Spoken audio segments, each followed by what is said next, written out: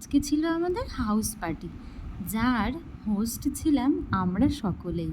আর এটা কিন্তু কারুর বাড়ি নয়, এটা আমাদের কাজের জায়গা, আমাদের অফিস বলা যেতে পারে।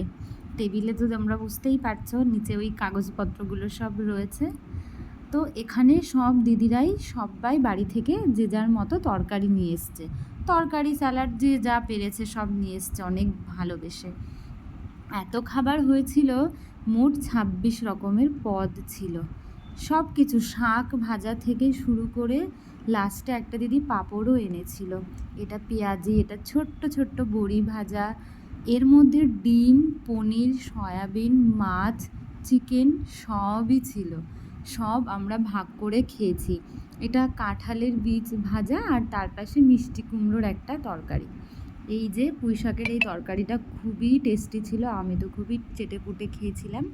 ভাতগুলো সব রাখা রয়েছে এখানে। আমরা কিন্তু এই পুরো খাবার খেয়ে শেষ করতে পারিনি। একটা দিদি তার বাড়ির ওই গাছের আম নিয়ে এসেছিল, আর লাস্টে ছিল কোল্ড ড্রিঙ্কস। আর একজন আবার মনে করে এই হজমোলাটাটা কিন্তু এনেছিল। এই তো সব প্লেট সাজানো হচ্ছে। দেখো প্লেটের চারপাশ দিয়ে তরকারি, সবই অল্প অল্প করে নিয়েছি, কারণ সবাই খুব ভালোবেসে এনেছে, খেতেই হবে সবটা একটু করে হলেও। সবাই একসাথে বসে এই যে খাওয়াটা, ব্যাস এটাই জীবনের সব থেকে বড় শান্তি আমার মনে হয়। সবাইকে নিয়ে ফটো না তুললেই নয়, ম্যান্ডেটরি ফটো আজকে সব খাবার সহ।